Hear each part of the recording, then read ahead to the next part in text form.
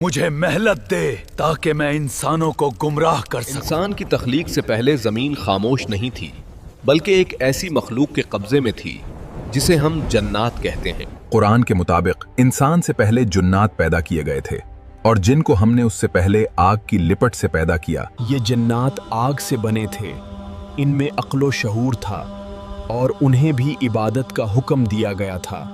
یہ جنات طاقتور تھے اور انہوں نے اپنی ایک مکمل دنیا بنا لی جو انسانوں سے پہلے آباد تھی۔ ہم کو اللہ نے آگ سے پیدا کیا، ہم سب سے زیادہ طاقتور ہیں، کوئی بھی ہمارا مقابلہ نہیں کر سکتا، ہم جو چاہیں کر سکتے ہیں۔ مگر طاقت جب حد سے بڑھ جائے تو غرور پیدا ہوتا ہے اور یہی غرور جنات کے زوال کی ابتدا بن گیا۔ انہوں نے آپس میں لڑائیاں شروع کی اور زمین کو فساد سے بھر دیا۔ جادو، دھوکہ اور طاقت کا غلط استعمال ان کی پہچان بن گیا۔ انہوں نے اللہ کی عبادت چھوڑ دی اور اپنی خواہشات کو اپنا معبود بنا لیا۔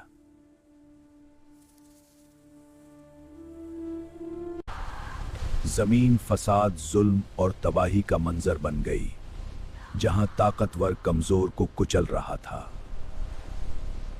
جب ظلم اپنی انتہا کو پہنچ گیا تو اللہ کا فیصلہ آیا، ایک ایسا فیصلہ جس نے دنیا کا نظام ہی بدل دیا۔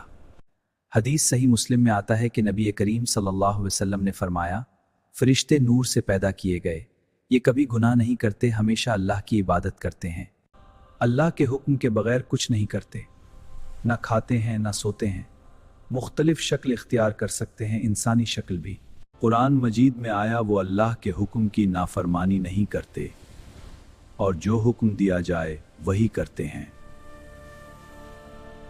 اللہ نے فرشتوں کو حکم دیا کہ وہ زمین پر جائیں اور اس فساد کو ختم کریں جو جنات نے پھیلا رکھا تھا زمین پر ہر طرف۔ فرشتوں کی فوج زمین پر اتری، ایک طاقتور لشکر جس کا مقصد صرف انصاف قائم کرنا اور فساد ختم کرنا تھا۔ جنات نے مقابلہ کیا مگر وہ فرشتوں کی طاقت کے سامنے ٹھہر نہ سکے اور شکست ان کا مقدر بن گئی۔ انہیں پہاڑوں میں چھپنے پر مجبور کر دیا گیا، سمندروں اور اندھیری جگہوں میں جہاں وہ نظروں سے اوجھل ہو گئے۔ زمین ایک بار پھر خاموش ہو گئی، مگر یہ خاموشی ایک نئے دور کی تمہید تھی۔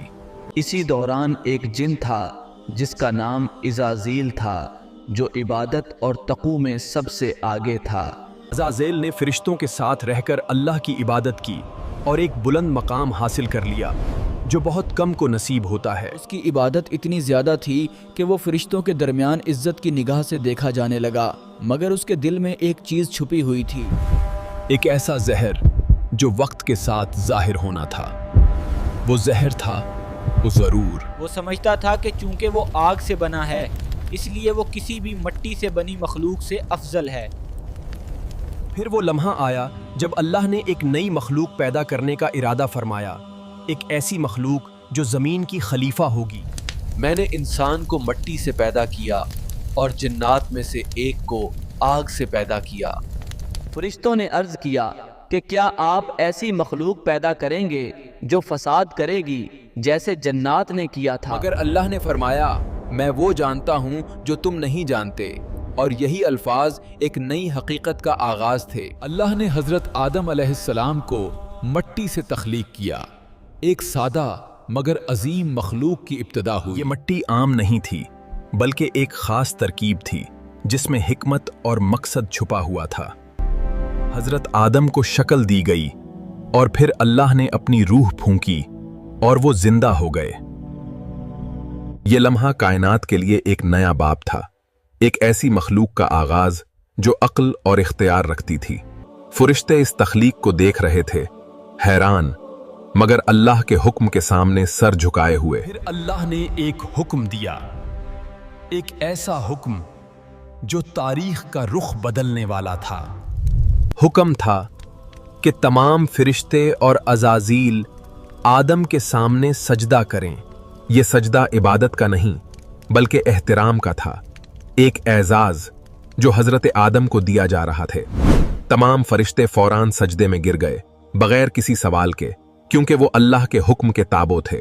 मगर एक था जिसने सजदा नहीं किया, और वो था अज़ाज़ेल। अल्लाह ने पूछा, तुझे किस चीज ने रोका कि तूने सजदा ना किया जब मैंने हुक्म दिया? और इंसान को मट्टी से पैदा किया गया, मैं हग से पैदा किया गया हूं, मैं उससे बुलंद हूं, इसलिए मैं सजदा नहीं करूंगा।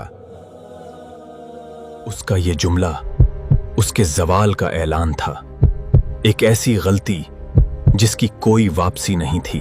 अल्लाह ने फरमाया, निकल जा यहां से, तू मरदूद है और कयामत तक लानत तुझ पर होगी। उसी लम्हे अज़ाज़ील इब्लीस बन गया, एक ऐसा नाम जो हमेशा के लिए बुराई की अलामत बन गया। यही वो लम्हा था जहां गरूर ने इबादत को शिकस्त दी और तकब्बुर ने उसे तबाही की तरफ धकील दिया। मुझे मेहलत दे क़यामत तक, ताकि मैं इंसानों को गुमराह कर सकूं। अल्लाह ने उसे मेहलत दी, मगर साथ ही वाज़ेह कर दिया कि मेरे बंदों पर तेरा जोर नहीं चलेगा। मैं उन्हें हर रास्ते से बहकाऊंगा, सामने से, पीछे से, दाईं से और बाईं से। ये एक ऐलाने जंग था, इंसान और शैतान के दरमियान एक दायमी जंग का आगाज हो चुका था। हजरत आदमा को जन्नत में रखा गया, एक ऐसी जगह जहां हर नेमत मौजूद थी और कोई तकलीफ। शैतान ने यहां वसूसा डाला, जैसा कि कुरान में जिक्र है, मगर इब्लीस वहां भी पहुंच गया, अपनी चालों और धोखे से इंसान को गिराने के लिए। उसने वसूसे डाले, धोखा दिया और आखिरकार आदम और हवा को उस दरख्त के करीब ले आया। ये एक आजमाइश थी, और उसी आजमाइश में इंसान से बज़ाहिर पहली गलती सरजद हुई। हजरत आदम अलैहिस्सलाम ने नाफरमानी के बाद तौबा की, जैसा कि कुरान में है। बस आदम ने अपने रब से तूबा की, अल्लाह ने उसे कबूल किया, बेशक वो बड़ा तूबा कबूल करने वाला है। मगर इंसान की खूबी ये थी कि उसने अपनी गलती तस्लीम की और अल्लाह से माफ़ी मांगी। अल्लाह ने उन्हें माफ़ किया, मगर ज़मीन पर भेज दिया ताकि असल इम्तिहान शुरू हो सके। ये दुनिया अब इंसान के लिए आजमाइश का मैदान बन चुकी थी, जहां हर कदम पर शैतान उसका दुश्मन था।